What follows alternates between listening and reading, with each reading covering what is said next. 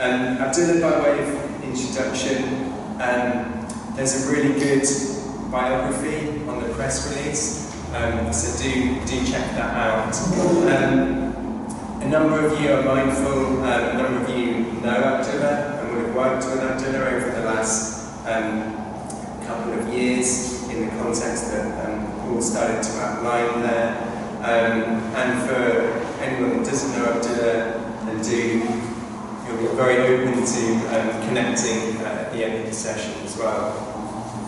So hopefully we'll kind of speak into the show here, the paintings, and Abdullah's practice and his practice through painting. As I say, Abdullah's been working here in the Northeast and across the wider UK for the last couple of years. That's in addition to ferrying his amazing, beautiful Maine Coon cat internationally, and also working internationally as well. And that's kind of important just to flag, so across Pakistan, Canada, France, and more recently Kenya and Germany returning this week, so super recent, and all the connecting flights in between that. I guess kind of thinking into this is an exciting space for me to be into, and really, I guess thinking across the show, there's something for me which is to an attuning to and with places and people, collaborating, exchanging, sharing, hosting. These all seem deep-rooted motivations and sources of energies, key aspects of Abdullah's living that to me drive his practice and art making. So also to acknowledge that the mapping of this exhibition and the paintings here at Vane speaks just to one aspect of Abdullah's practice by way of the paintings, but within that there's a broader, deeper, longer working conversation, as Paul has just outlined, in relation to Paul here at Vane and the team, and that's across the last 12 to 15 months through curated group exhibitions, supported programming, and intersections with teaching at the university as well. So in the time, kind of in thinking into the conversation, and the time that we get, what's great is that we get to be with the paintings, and speak with the paintings, and let the paintings be present with us. We'll look to talk for around 20 to 30 minutes, and then for that to become an open conversation, so we'd really welcome that.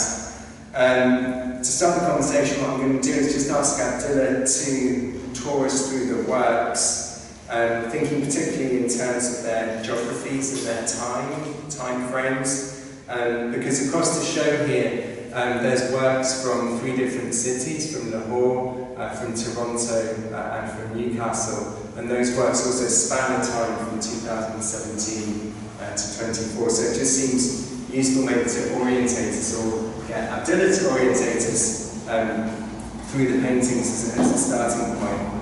And then following that, when we start the conversation, what we'll do, we'll map it broadly through 3 parts. I'll keep an eye on that and the time. Really the first part will look to pick up on some of the underpinnings, the underpinning context of Abdullah's journeys into art making and into his painting. Second part, we'll think about poetry and language, and how that constitutes both within the exhibition and within Abdullah's practice of painting. There's things there around language as material within the works, and also how language might situate the works, perhaps. And then the third part will look just to pick up on the paintings as this exhibition, so this kind of temporary bringing together of these works in this fantastic space that gives some orthodoxies and unorthodoxies of architecture, which have certainly played into the curatorial hanging of the show. Great, so that's a kind of an overview there. But yeah, Abdullah, would you be up for that? Yeah, I'm happy to give a tour. I think just like quickly, thank you Charlie for being in dialogue with me. Thank you Paul and JB for hosting me at Vane. It's been an absolute pleasure to work with you over the year, but also incredibly special to end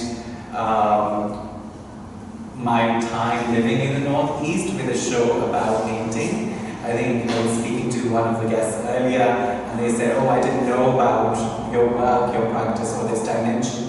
And I think that so much of my work kind of focuses on making connections and kind of curating and bringing people together, that I kind of somehow, keep painting a little bit in the shadow of that, and then there are reasons for that in terms of how it's happened, and maybe we'll touch upon that. But in terms of this work, it was deliberately planned as a painting show, and as Charlie said, that the paintings span from 2017 to 2024, and this has been quite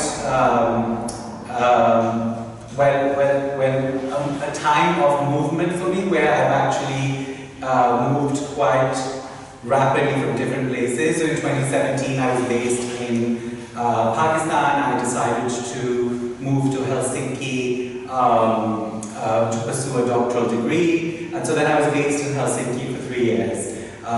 Then the COVID pandemic happened, and it kind of coincided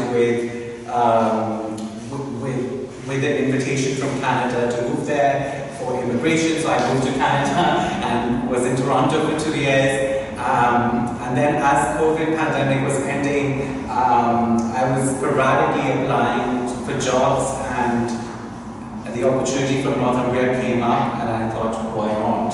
And so I ended up here. And so now I'm moving back to Canada at the end of this month.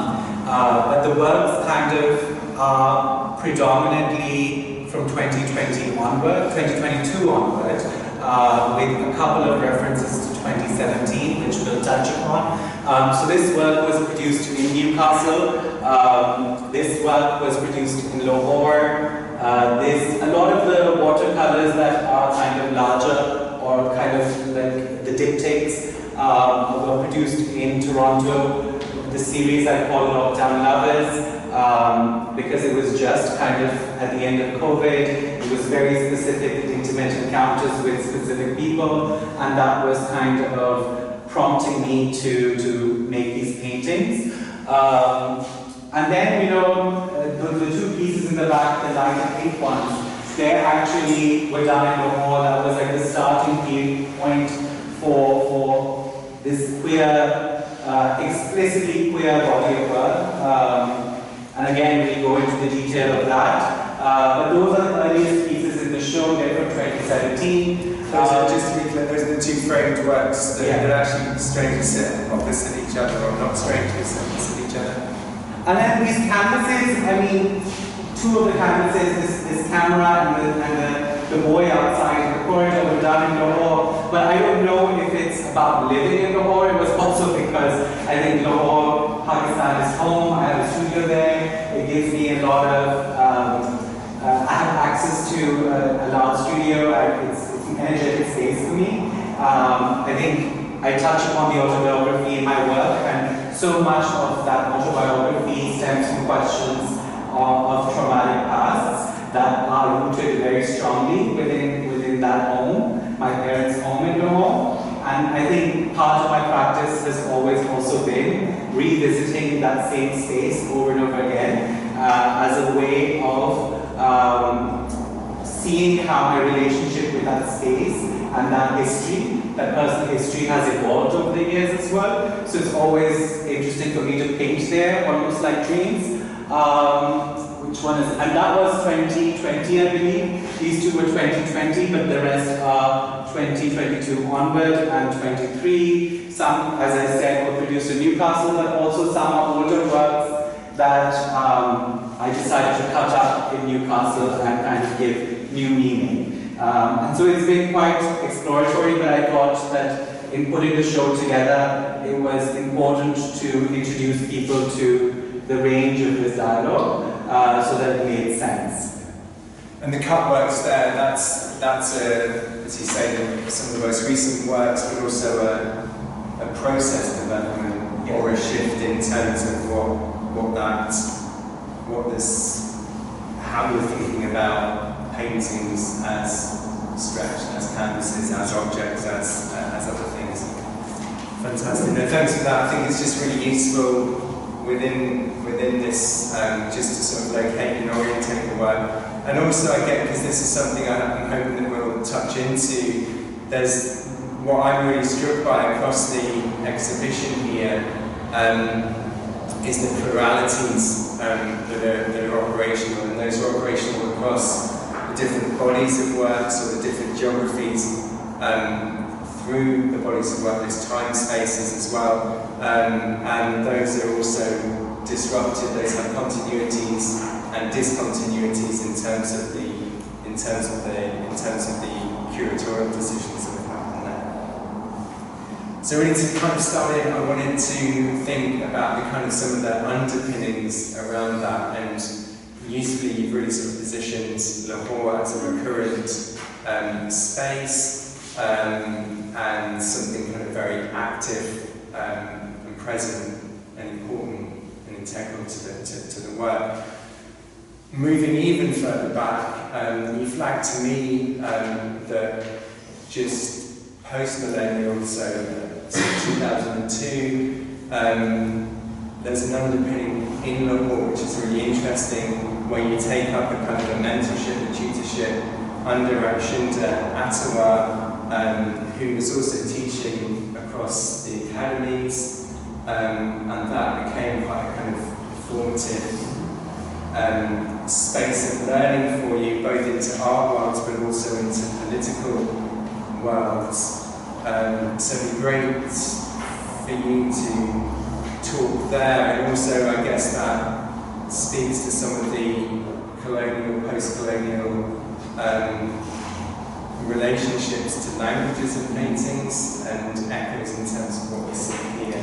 So, I mean, I grew up in Lahore. I was based in Lahore until I was 19 years old. And at 19, I moved to London to study art at Chelsea College.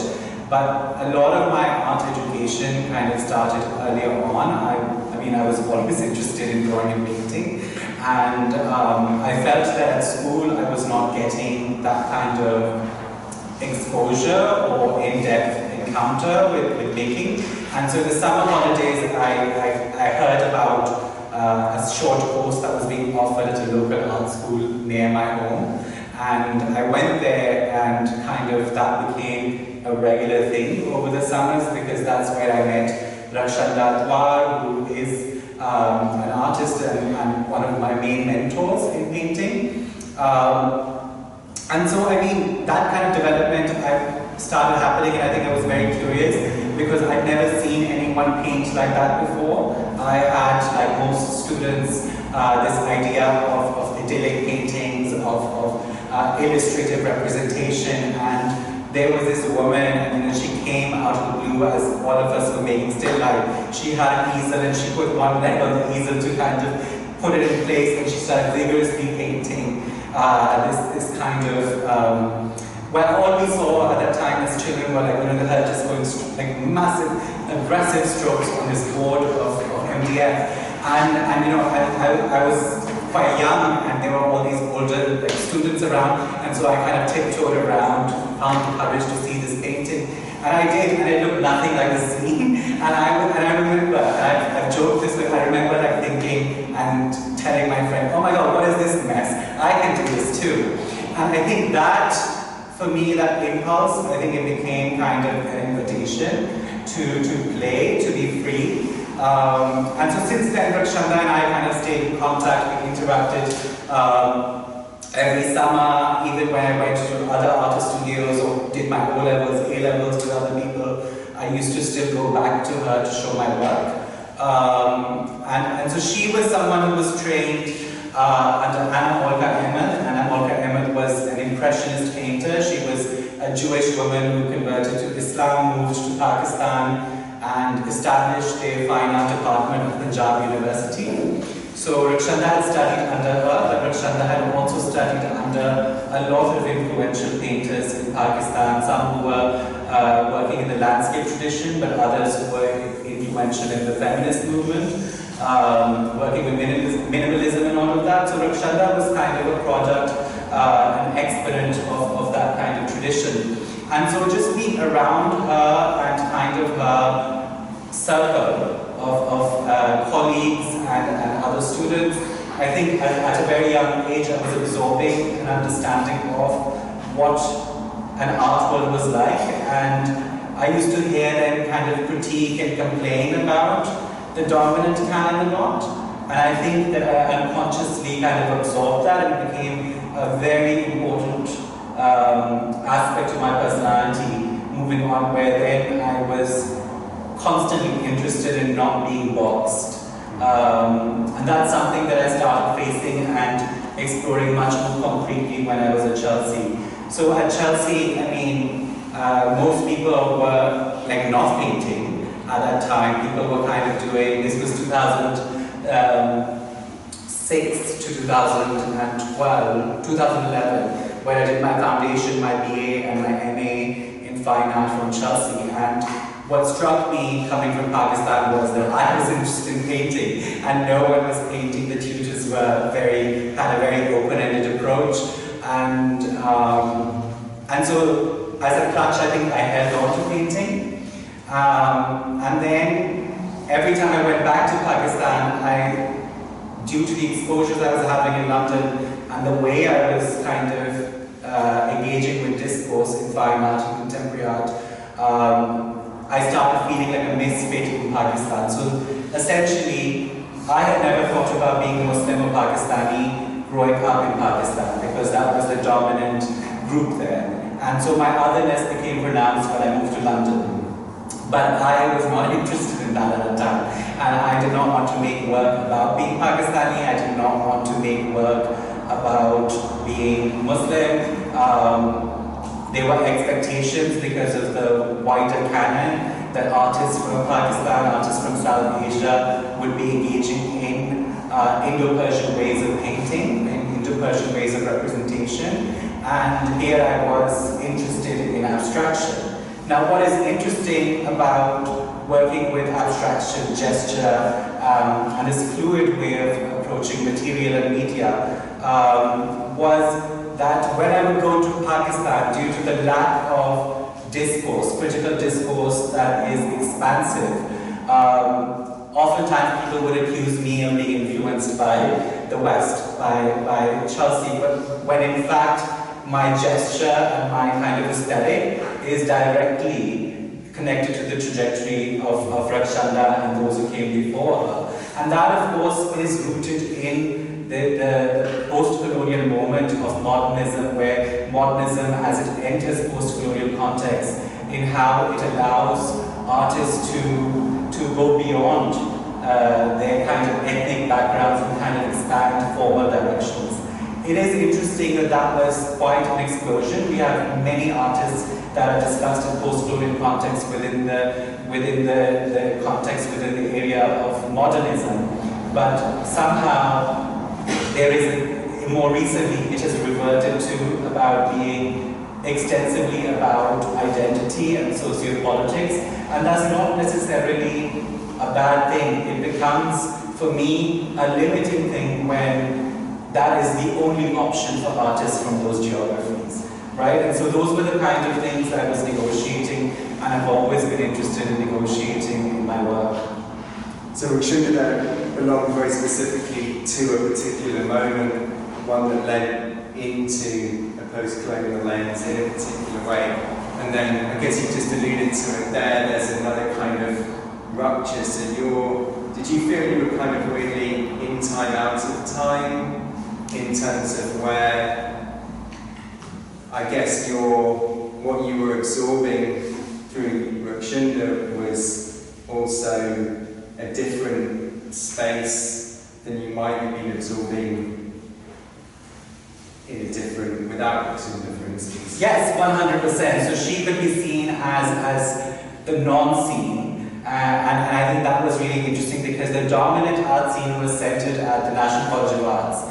And the National College of Arts has produced the most influential artists. Those are the ones that are featured in survey exhibitions often.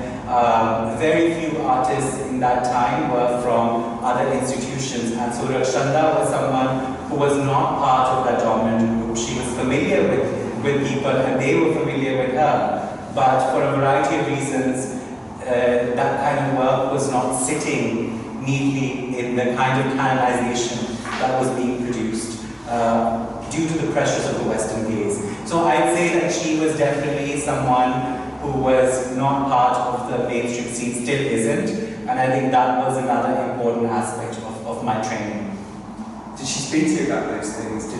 What was the kind of... She did. I mean, I used to hear it all the time. I mean, essentially they were talking about artists and the kind of work that they were doing, and you know, even when I was painting, it was an open studio context, and the Rakshanda and the other tutors would be kind of painting around or having tea, and you would just overhear conversations where they would critique the kind of work being produced by certain artists in response to the market, or I mean, what is it that they're saying by these stylized, you know, like for example, Saidatta would make these stylized bodies of women very sensuous and depict them in these ethnic wear that were Rajasthani, had no connection with where we were, and were very much kind of catering to an Orientalist lens, right? And so these kind of questions were coming up. There were questions of, you know, why are we making work? And, you know, a lot of Rakshanda's pedagogy was and is based on formal approaches and experimentation, which was something quite different from a lot of other spaces in Pakistan, because those spaces were focusing on contextualization. They were thinking a lot more about our geopolitical location, which also is an important conversation. I think it's an urgent one, but I think that for Rakshanda it was something that was happening so much that she was reacting to that, and I think that kind of formal experimental approach really had an impact on me.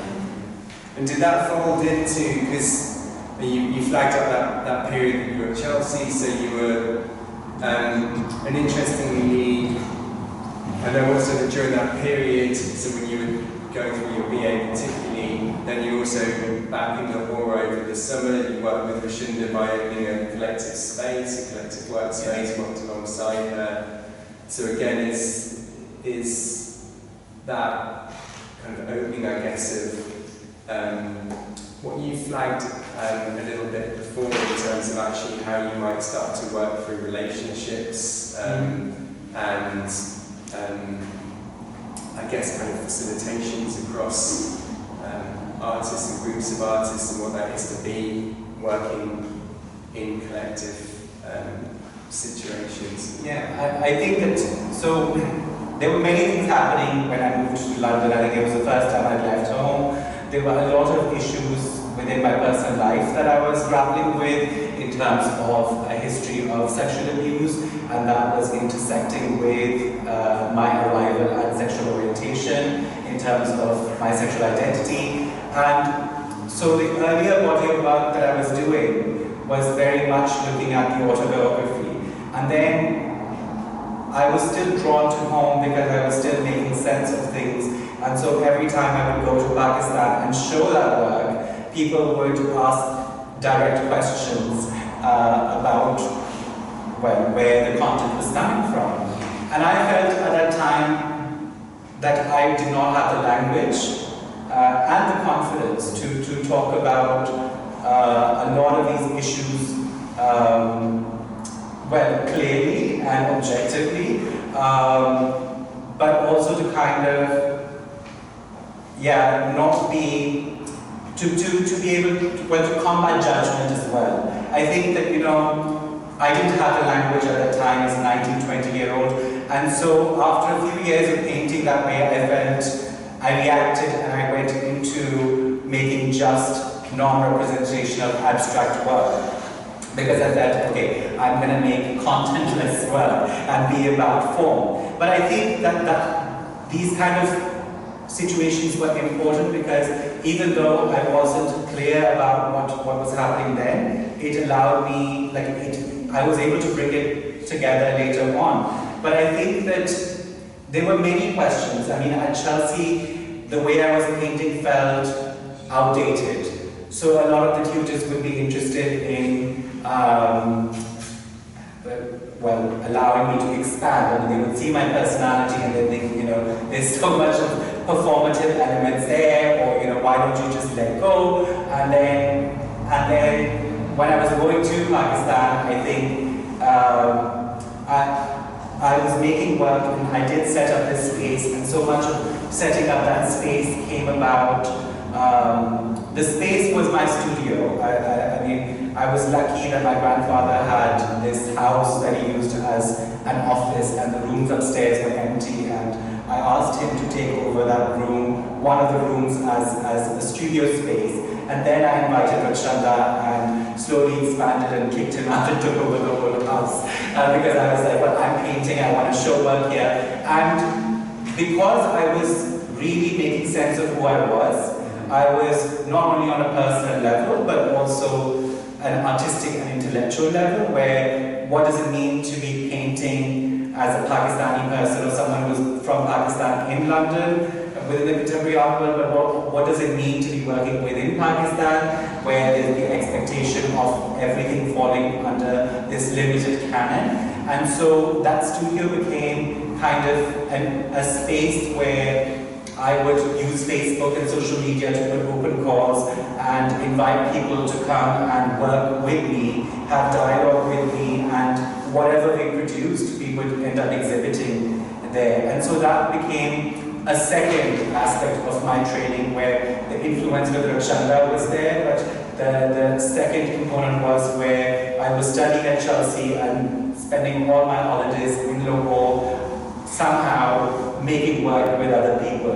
Rachanda wasn't constant still, she would be part of every group. But then other people were coming, some would return, some would come back. And so that space ultimately ran for 9 years. It was established, I established it at the end of my foundation year.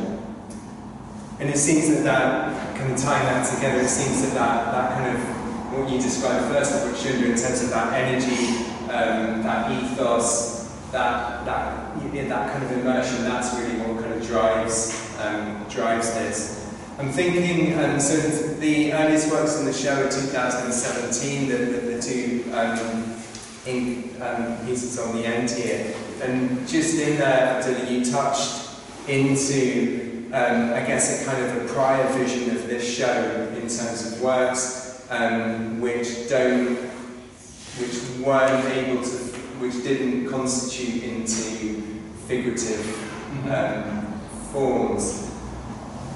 Thinking about that, I was noticing that the earlier works tended also not to have titles to them. I'm quite curious about that. And also mindful that you had flagged that around 2015 you're in Lahore and something else kind of happens, and there's an opening up of the subject matter. So is this transition point, is this configuration?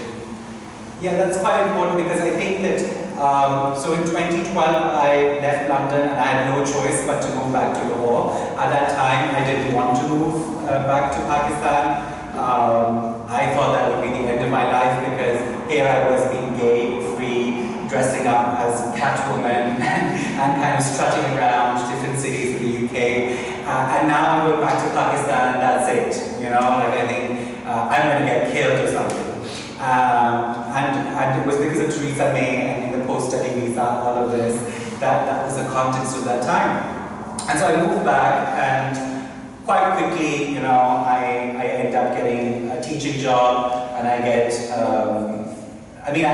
up I was running the gallery, the project space, but I'm continuing my painting practice, but I had to survive, so I started teaching, I started working in arts management with British Council, and different opportunities came up. That started to broaden my networks at home, which was quite important. And so at this time, while I recognized that I was gay and queer, I had not fully reconciled that, I had not fully accepted that, because my experiences of sexuality in London did not always feel right. Like, I remember going to gay clubs like GAY or Heaven in London, and it was a sea of white men, and I didn't feel desired, I didn't feel that I belonged there, I didn't fully feel at home there. And so something was, and at the same time I did not belong in the straight context either. So there was an element of being misfit. And so when I went back to Lahore, and as my network started to increase, I also started meeting other queer people who were based in Lahore, other people like myself who were also kind of figuring out, but then through them connecting with older people. And so the shift that happens in 2015 is that I've started feeling very comfortable at home, and had by now a group of friends who were gay and queer. And I remember this one particular evening, because I was still contesting the use of gay and queer. I was still making sense of it. And on that evening, it was a gathering hosted by this not-for-profit that was established as an organization for promoting sexual health for men who have sex with men and trans people.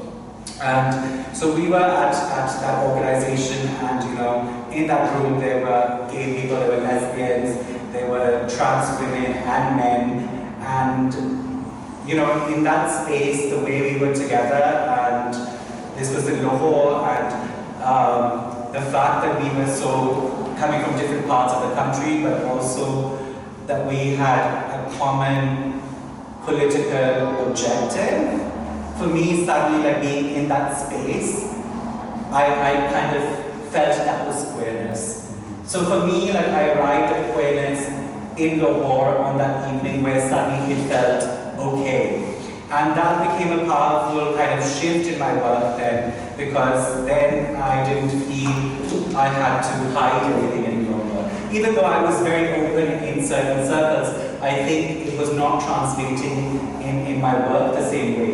And so I started inviting a lot of the queer friends to my studio, and many of the paintings, and those two are the only ones from that period in this show, but it was a very large body of work where essentially it was just conversations. I would invite these people and kind of be asking about the conversations we would be having were about, how they knew they were gay, how they deal with it, what was their first time like. And so that ultimately produced about a very large body of work, and it was presented at the National College of Arts in Lahore. And there were 60 works in the show, so about 20 were works on canvas and the rest were all watercolors. And because a lot of the kind of works had emerged from the dialogue, I moved my living room to the space, and I parked myself there, and then it became an invitation for further conversations, which was also quite healing, I would say. And so, that was a major shift, and I think after that there's been definitely a more conscious approach to titles. There's been a conscious approach to the kind of bodies I present, but also not feeling restricted in kind of bringing my multiple languages together, because I still think that the way I was exploring abstraction and gesture was important. It wasn't a lie. I think over time it feels incredibly political to work in that way, and maybe we'll touch upon that in this talk as well. It's really struck, just in terms of, and it's great that you can directly kind of channel that through those two earlier works in terms of how those situate through conversations, because really for me, across all of the body of work, and something that's kind of fundamental, something that I really feel through the paintings as a bigger body, is something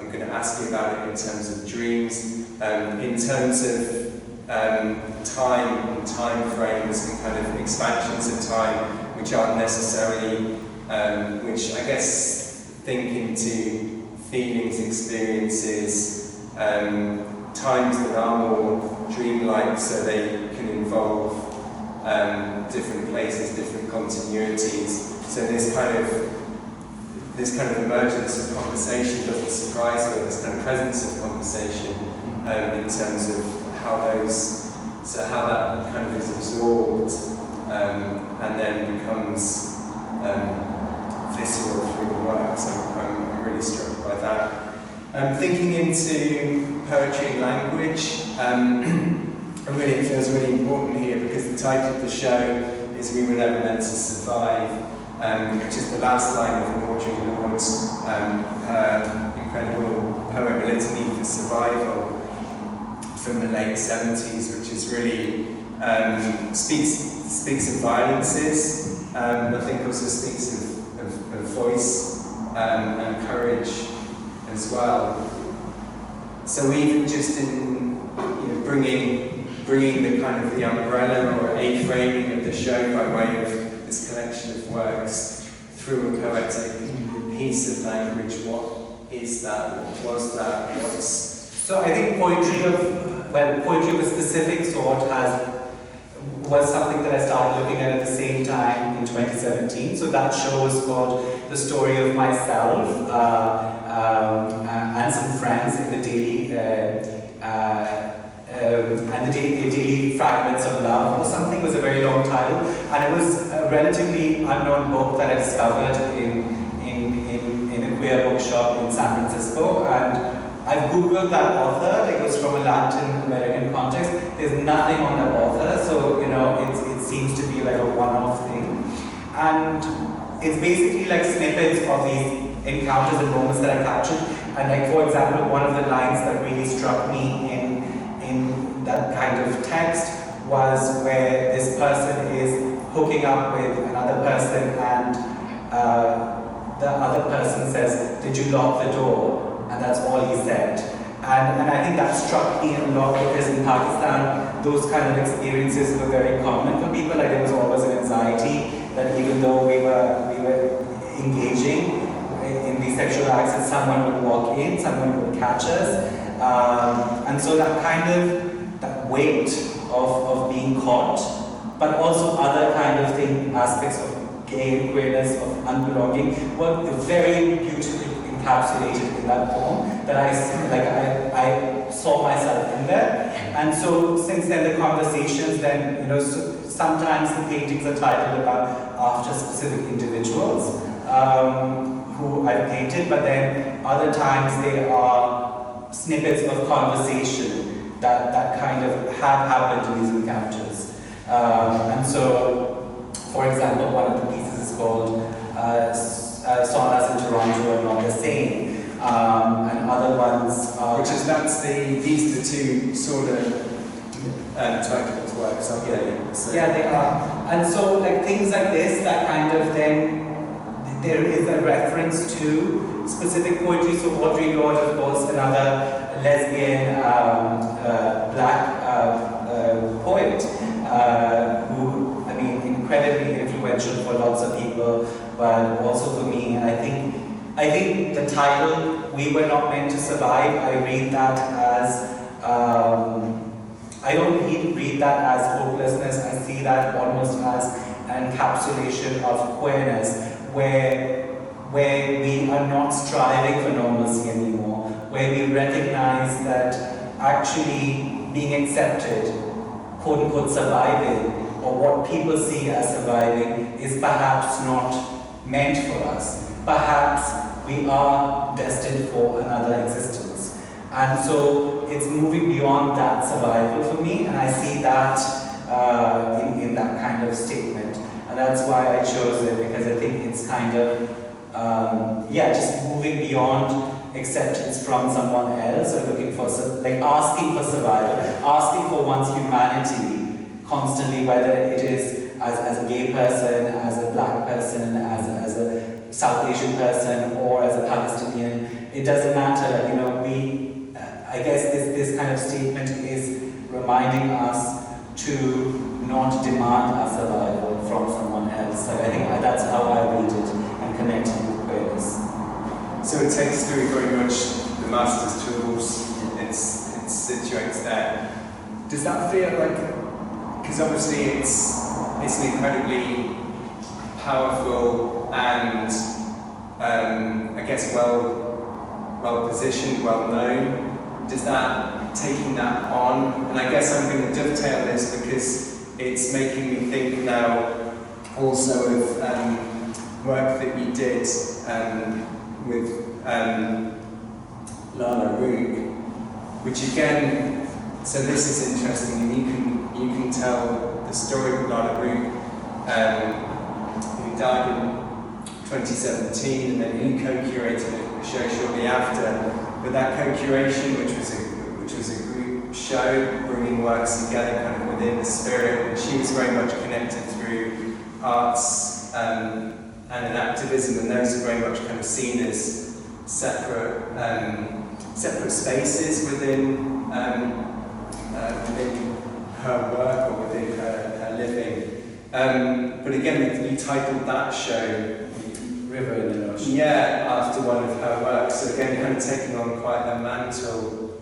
Yeah, I mean, I'm interested in these histories. I'm interested in other histories. So Lala Roog was quite a prominent educator in Pakistan. So she was making her work, and she was also very influential as an activist. She established the Women Action Forum in Pakistan with other people.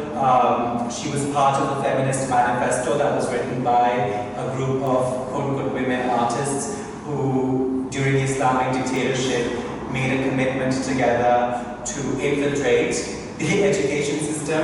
And that's been documented. And so Lala Roog was part of that movement. And at the same time, you know, she had this public activism, and her work was radical. Even though she kind of separated her work from her activism, the work was very minimalist and would deliberately take radical positions where, for instance, during the Islamic dictatorship in Pakistan, she was basically spent 8 years or so within a studio. Nobody could go into that studio. It was always a sacred space for her. And she essentially did life drawing with this one-way model. And it was just on these very basic pieces of drawing sheet. And so they were initially, you see a sense of the figure, but 8 years of engaging in that dedicated practice, by the end they became wisps of like line, where it's almost as if she's just drawing the hints of it. It was, in many ways, I see that as unto injector. So she passed away in 2017. That was also the time where she was starting to get recognition internationally. Documenta did a retrospect on her, and right now her estate was established, and she's kind of being shown in very important spaces. But for me, I think, you know, it was, again, because Documenta had picked her up, and, you know, there was this interest to canonize her in a certain way. For me, she meant so much more in terms of almost like a silent resistance in terms of her work. And so I was really interested in that show in terms of how people in Pakistan, their contemporary work, reconciling or working with activist dimensions and making together. And River in the Ocean is a work by her where, you know, she kind of she sees the river as cutting through the ocean as a mode of resistance, where it's this body of, well, salty water that is the outer world, and you're kind of navigating as this spring in there of fresh water. And so for her, that is also a disruptive title, and that's why it kind of connects with me. But it's also it's drawn directly from experience, incredibly powerfully, poetically, and I guess this is why I'm also wanting to touch on it. because I think there's such a poetic sensibility that sits through the work, and it's because in terms of that, the river and the sea, that was an experience of looking out of an aircraft as she was flying lower down and just seeing the light shimmering in a particular way that almost snaked across this body of water. And then from that, these really kind of attentive workings through photographs. So those are works from the kind of the 90s, aren't they? That's now quite a significant body of work. But I guess there's a kind of language in taking that on, so taking on those histories, but also kind of deep unrooting that is this kind of poetic tendency that's really palpable to me kind of in the works. And I guess in terms of the titles, and you've spoken in, some are just quite pragmatic in terms of names, and then others are more poetic, as you've described in the piece on the end there were no more words to say, things like this. I think this is swimming, I like to swim in the morning. So what's the tensions there between? I think it's again, like my painting, like I'm kind of interested in a fluid, spontaneous, and intuitive approach. First and foremost, intuitive. I think that a lot of decisions are done intuitively, and I feel like I look at paintings and kind of around the kind of experience of the encounter that is kind of dictating that, and the title just is done in that way. And so I don't think that I think that the poetic frame is there. And again, I think when I'm titling some as individuals, it's revealing an intimacy of a different kind, because it's always first names. So I think that's also there. So I think that it's that kind of balance, you know. I think it's changed over time. I think that a lot of the works on canvas initially were more traditionally quote-unquote portraits, so they were titled with the name.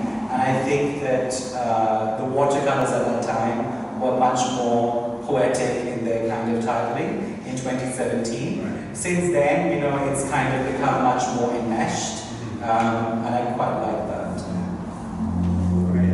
I'm mindful of time a little bit, but I guess I'll throw in some observations and then we can move through into the third part in terms of paintings as this exhibition. There's something in here, again, around kind of the poetics and the language in terms of drawing out through the dream. And there's dreams manifest in slightly different ways. And again, I've said a little bit in terms of what that dream is for me in terms of also these different kind of contingencies of time and experience and situation. I think throwing into that mix, and you can kind of pick up on what you want to here, there's also the kind of the facelessness of these, and that doesn't seem to me to be, that seems to be sensitive in particular ways. So these might be things here, and again that seems also to me to be something of the kind of the ethereality of these relationships, these dreams, these imaginings, these experiences, these encounters, as they play out in different ways. So I just let all of that kind of sit, and then thinking in terms of the exhibition, it's really, I guess there's something about a real richness of cross narratives here, which partly comes through the kind of the places you've spoken into that hugely through negotiating into kind of the gestural languages that we're kind of forming here, those experiences, those responses to a really kind of energetic, and I guess there's the fluidness of the mediums that you're working with by way of the paint. So maybe to touch into that, again, as a way of kind of moving across the room between really kind of, I guess there's different ways, and this is really the plurality that I'm interested in. This is what I think is the real strength of this as an exhibition, is that there's so many different ways simultaneously that we can navigate. It's really interesting for me being at this end, because I feel I'm getting a very different experience of the works than I have at other points when I come in. But moving across the kind of, I guess, the ink works, the watercolours, the things that tend to be in the frames, those have a definite fluidity through the inks, the watercolours there, but also kind of translucencies within that, and also kind of contingent to those materials. Whereas the canvases, whether they're cut and nothing here feels violent to me, whether they're cut or complete, the actual paint is no less liquid in a way. You know, you're working very liquid, but it's much stickier, it's much thicker. In a way, maybe that same kind of layering and working through is happening, but we can only experience it through textures that might emerge on these surfaces. Is there something there to talk into, just kind of response around some of those things? I think they're all interesting observations. It's always useful to hear how someone else is reading your work. I think it would be fair to say that there are aspects of the fluidity that are kind of cutting through, and I think it is an interesting observation that the canvas tends to be thicker. I've not actually thought about that. I think that they do different things for me, and I kind of move back and forth. But in terms of the dreams that you were touching upon, I think a lot of the earlier work that I did, like prior to 2017, and in fact during my university years, was something that was looking at dreams much more concretely. It was looking at memories, it was looking at psychoanalytic symbology, and I think that aesthetic language still comes through. I still see a lot of these kind of things as these kind of images as moments. They wouldn't be memories anymore. They're moments, and I think those moments kind of almost become. There is almost like a erotic feel to those moments where I'm kind of revisiting them in my head through painting, where I'm reliving those moments over and over again, and sometimes they're documented as they are, but then sometimes they become invitations to kind of imaginary worlds as well. So in that sense, I think they are dreamlike, where I look at them in a way like dreams, where when you wake up and you had a dream and you think about, I wonder what that means. Oftentimes when I'm painting, and I've painted intensively for a certain period of time, I often stand by and think, oh, what's happening in my head?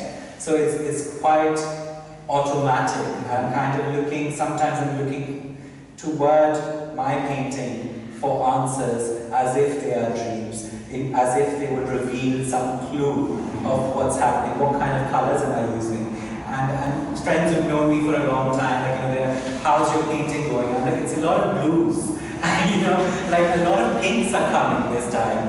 And they get it, because I'm not necessarily, yes, I'm choosing the color, but it just feels more natural to be using that specific color or be doing those specific forms than others in that moment, and I let it happen. And so I think that automatic access, that access to the unconscious, if you like, then kind of does become a dream space. And I know that when you're painting, you're often with subjects, you're with people. There's a few different kind of things around that. I know that you don't work directly in easels, so you don't have your foot on it, but is there something of your foot on it and that energy that, do you feel in that space that really kind of took you in and you recognize something powerful? I think so. I think it's action painting, really, right? So I think even when the canvas is placed like that, I think oftentimes I have the canvas now on the floor and I'm working around it. you know, and I'm going from all directions, so there's that liberatory approach in terms of, so the foot is not inside it, but it's very much planted around it as a way of grounding and kind of anchoring yourself as you're kind of accessing this energy.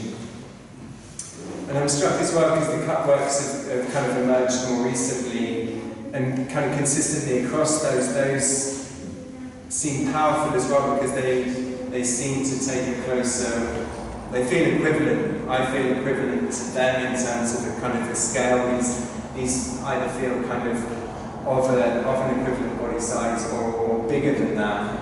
So they feel powerful in relation to how they permeate back through the body of the viewer. Yeah, I mean, I think, well, I'll come to that, but I think even the cutting point was interesting that they don't seem violent, and I think, in fact, the process of cutting them feels much more liberating, where they feel even more fluid than they were, where it allows me to move with them and situate them more kind of openly in space. But I think that was another observation that happened during the curating of this kind of show, where I suddenly felt that these kind of cut-out works felt more easily accessible. And part of it could be that they're almost life-size, these figures, but also the barrier that one has of a framed work or a canvas does not exist here anymore. So I feel that these forms then become even more free and fluid than some works on canvas or paper. And that's something that I take away from this show to be thinking about, because, and of course, that was a realization that happened during the installation of the show. And so that's something that I'm trying to think about now in terms of this tension that exists. Because now that feels a bit more restrictive compared to how this is. And how do I kind of manage that? So that's something that I'm thinking about now. And in terms of that, as something that's kind of emerged in the show, I'm going to talk a bit quickly because I'm really mindful of time. Are we okay on time, Paul? I'm going to start, I'm really going to open it up here. Yeah, fantastic. I'm just going to make one final thing here, which kind of connects to that, which is something that's happened, I guess, through this space. This amazing kind of banking of windows, which makes this a much lower wall. These are the kind of sauna works, but it also means other walls become higher within the framing of the ceiling, and that's allowed things to, so the camera sits quite high, that has a kind of a slight ominence of presence. Again, that speaks to figures, but through an object, and again there's a whole other conversation around hauntings and things that we have, but really just in terms of, is there other things that are happening here that again might just by that, do those feel positive? Yeah, I think we do, because I was interested in placing the paintings, especially with the cutouts in the room, in a way that kind of responded to the space as a whole. So it kind of thought about this compositionally, and that allows the audience to then kind of interact and engage with the works in different ways as well. Fantastic. So, apologies for running through on time and over. Thank you, Abdullah. For me, it's been really interesting, but I really want to just open it up. So, where there are questions or thoughts or other things now to speak to for Abdullah while he's here, that would be fantastic.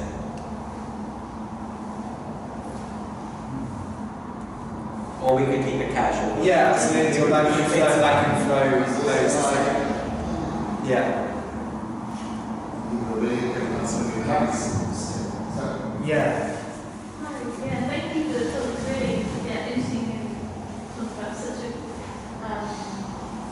I guess, quite like a resistance of time. But my question is, I'm quite interested in something you mentioned when you were talking about the process of painting. Where you mentioned something like some of these paintings are moments, not memories, or they're no longer a memory. And I was just really interested in that kind of like that phrase that you said.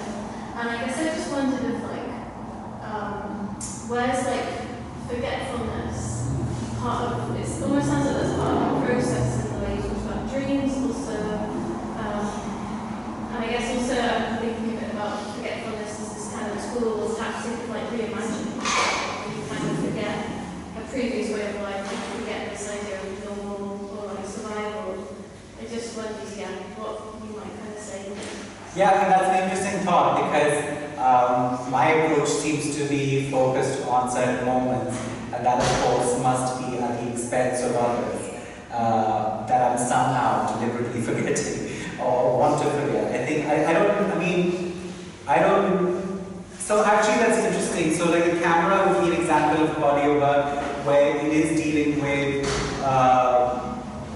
moments, those I see as more memories because I contextualize or understand them as more traumatic.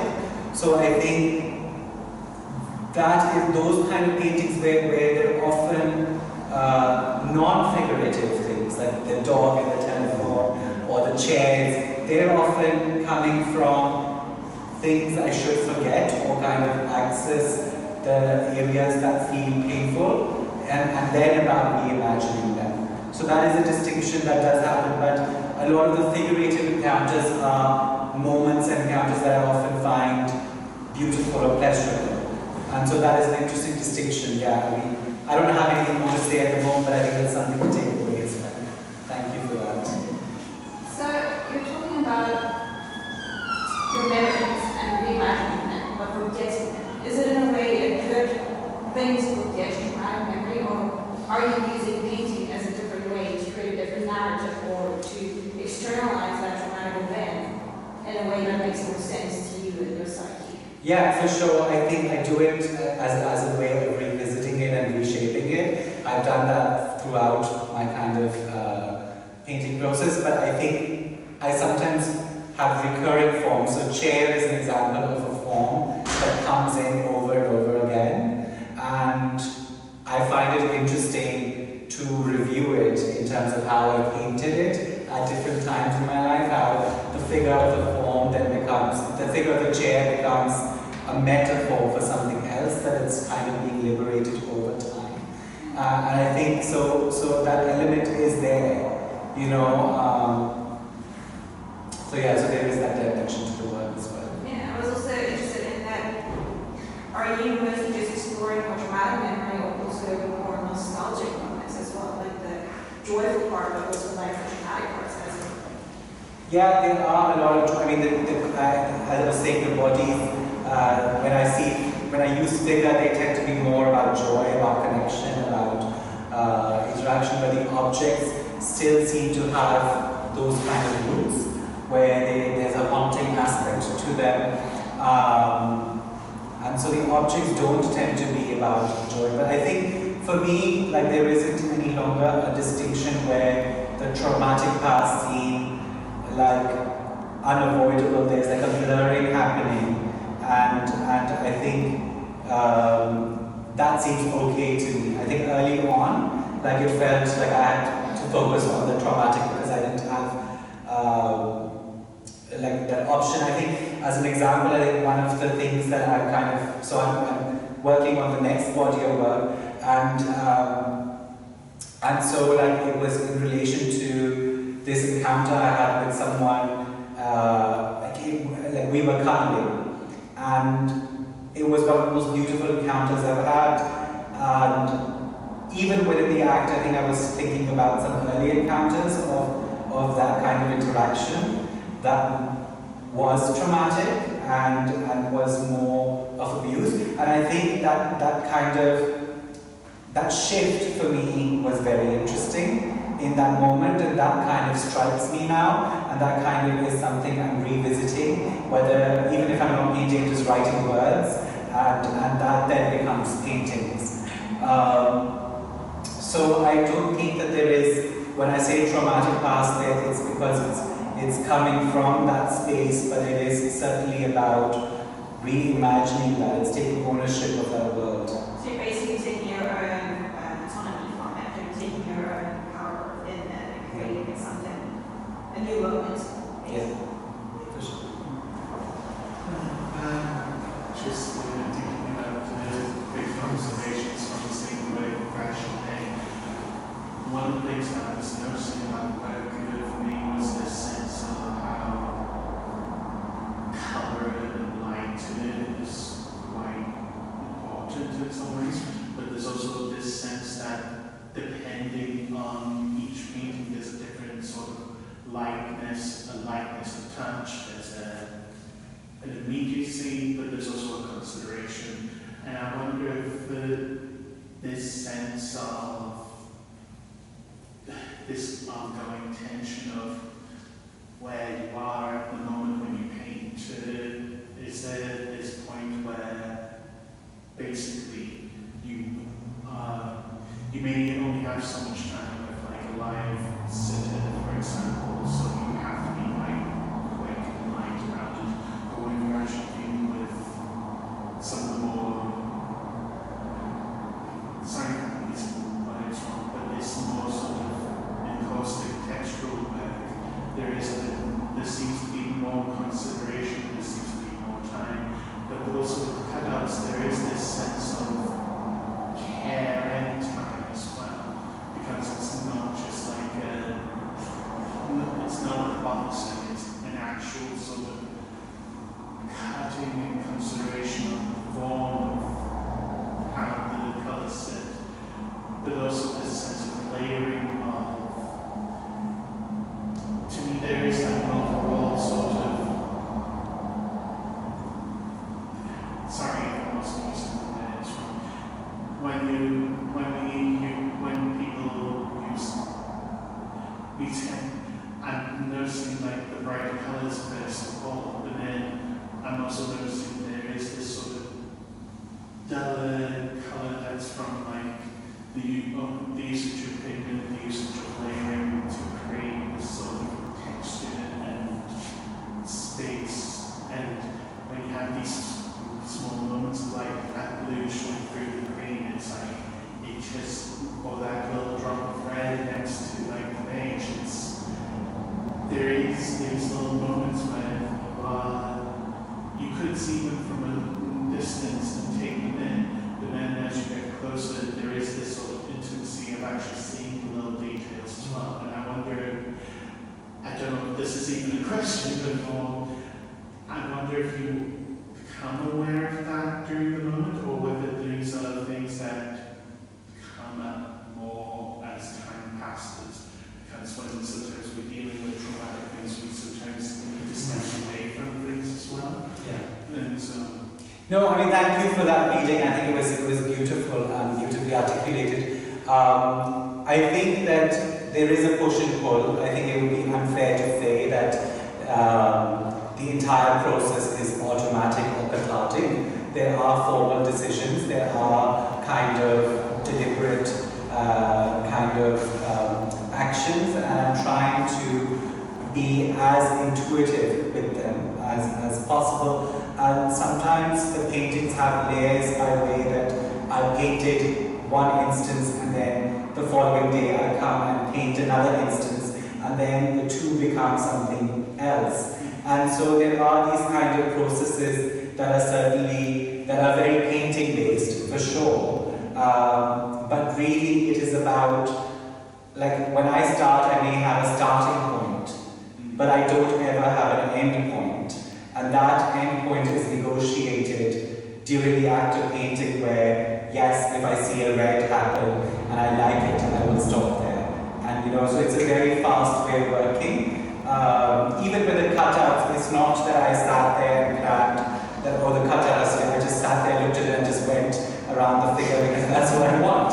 But it's a very quick, intuitive process. And sometimes I pause in the second and then kind of decide again. So it's, for me, that speed is a way of, a mechanism of ensuring spontaneity without allowing too much of cognitive thought coming in there. So in a sense there is, thinking of cutting it, there is a sense of, you have to have a little faith in the fact, in the process, you have to trust yourself to kind of go like, this is right, what I'm doing. And because when you cut something out, it's very hard to pull it back. Yeah. Or when you paint in watercolors, and you paint something, you have to kind of go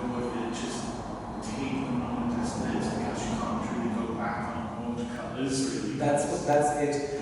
And even with enamel paint, like, you know, I don't think I would get the same fluidity of that instant moment. So it is, I think that restriction works very well for me. I think that, you know, and it's also about fear, and I hate being afraid. I mean, that's really why. But it's also it's a challenge that's in the front of that, isn't it? It's a stepping into that space, you know, with the courage and the boldness, and you know, so that there's different types of opening here, and thank you very much for those. Maybe we should close. Yeah, I think we should close and here. devolve into, I think there's refreshments available. Abdullah's here. So thank you so much, Charlie. Thank you everyone for being here. It was an absolute pleasure to talk about my practice and share with you.